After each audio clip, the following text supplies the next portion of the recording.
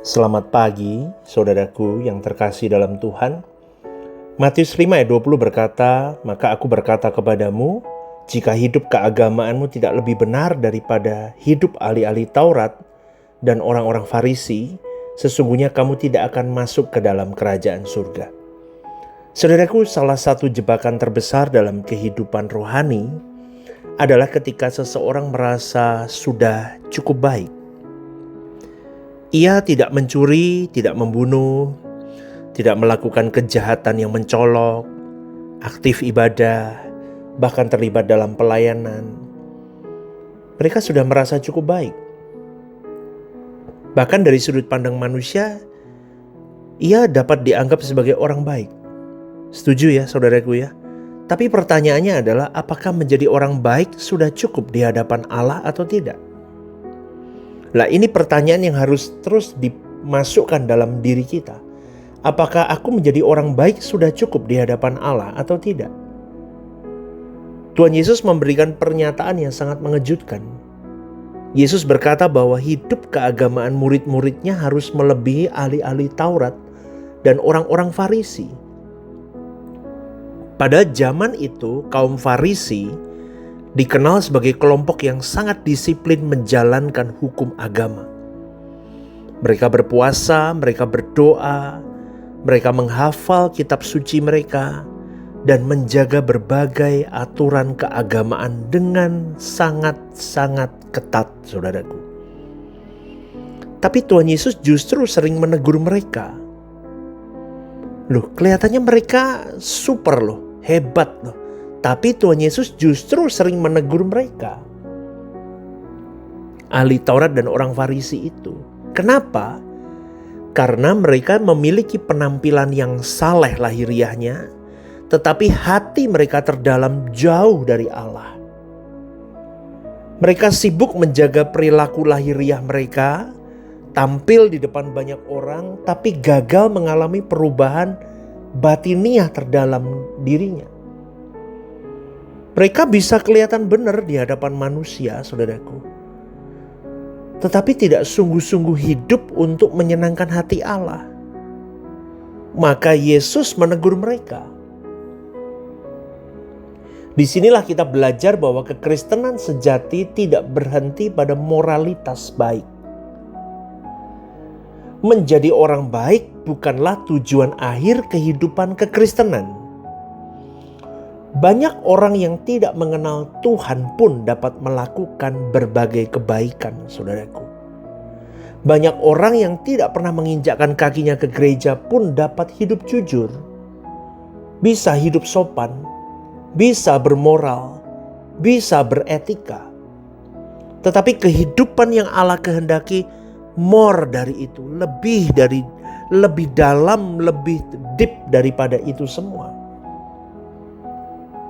Maka sering kalau saya di khotbah saya selalu ngomong begini. Jangankan baik secara moral begini aja, orang Kristen kadang jauh di bawah baik kata moral.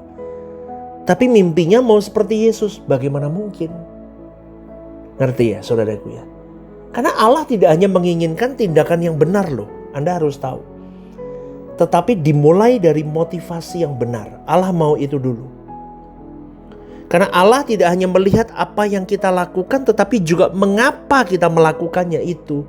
Itu yang dilihat oleh Allah. Manusia melihat perbuatan, tetapi Allah melihat hati. Maka hati-hati dengan hatimu, saudaraku. Seseorang dapat melayani Tuhan, tetapi diam-diam bisa mencari penghormatan manusia lain. Seseorang dapat memberi persembahan tetapi sesungguhnya ingin dipuji.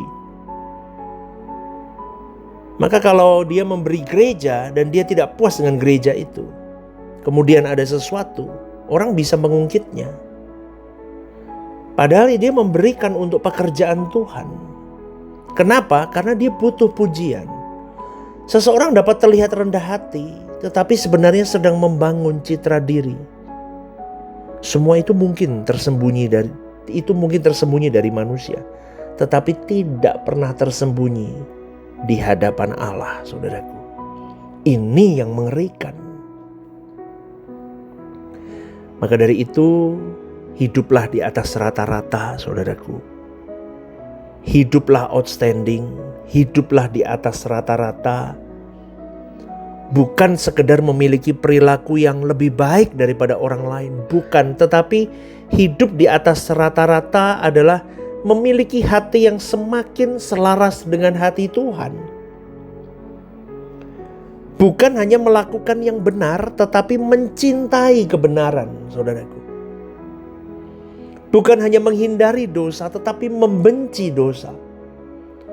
Bukan hanya melakukan kehendak Tuhan karena kewajiban, karena takut, tetapi karena kasih kita kepada Tuhan itu sendiri. Ini beda loh kualitasnya nanti. Masalah lain yang sering terjadi adalah kebiasaan membandingkan diri dengan orang lain. Kita sering merasa cukup baik karena melihat ada orang yang lebih buruk dari hidup kita. Kelakuannya lebih gak karu-karuan daripada kita. Kita merasa rohani karena membandingkan diri dengan mereka, orang-orang yang jarang beribadah. Kita merasa sudah maju karena membandingkan diri dengan mereka yang belum mengenal Tuhan. Padahal standar kehidupan orang percaya itu bukanlah manusia lain. Standarnya adalah Kristus itu sendiri. Selama kita menggunakan manusia sebagai ukuran kita akan selalu menemukan alasan untuk merasa puas terhadap diri kita sendiri, saudaraku. Tetapi ketika kita memandang kepada Kristus, kita akan menyadari betapa banyak bagian hidup kita yang masih harus terus dibenahi. Rasul Paulus adalah contoh yang baik. Walaupun telah menjadi rasul yang besar, dia tidak pernah merasa sudah mencapai kesempurnaan. Apa kalimat yang bisa menjadi contoh dia merasa belum pernah mencapai kesempurnaan?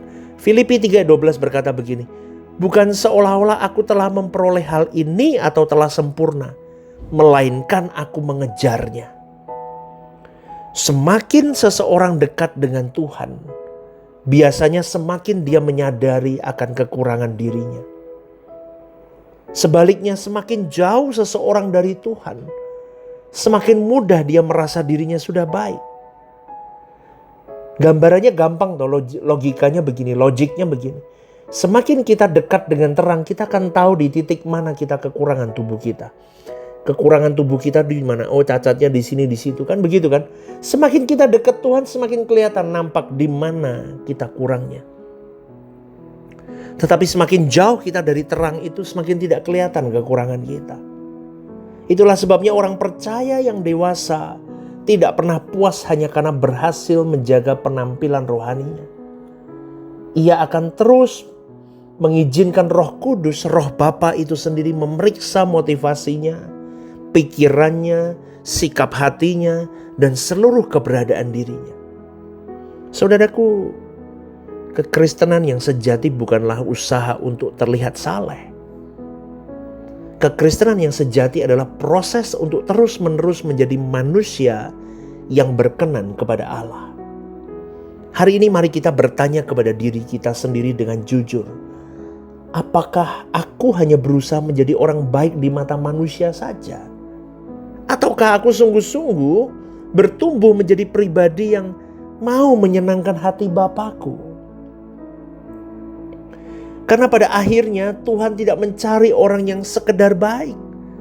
Tuhan mencari anak-anak yang memiliki hati yang mengasihi Dia, yang rela dibentuk untuk menjadi serupa dengan Kristus, Yesus Tuhan kita.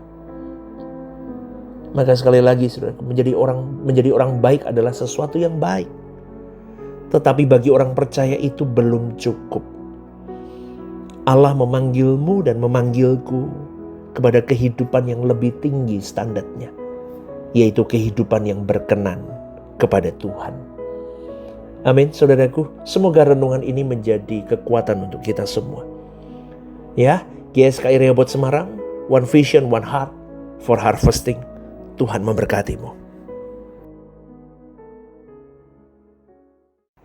Shalom, saudaraku yang terkasih di dalam Tuhan. Ada program baru yang bernama Are You Okay?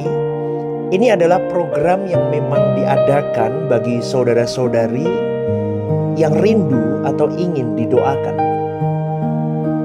Mungkin saudara-saudari sedang mengalami pergumulan-pergumulan hidup yang sulit, yang berat, menghadapi masalah-masalah yang tidak mudah. Saudara-saudari bisa klik di formulir online yang tertera atau scan barcode di situ. Anda bisa tuliskan di sana apa yang menjadi pergumulan masalah Anda yang ingin didoakan. Tujuannya satu, Anda tidak merasa sendiri. Saya sendiri akan mendoakan beserta tim yang akan menangani ini. Saya akan mendoakan di dalam mesbah-mesbah doa kami.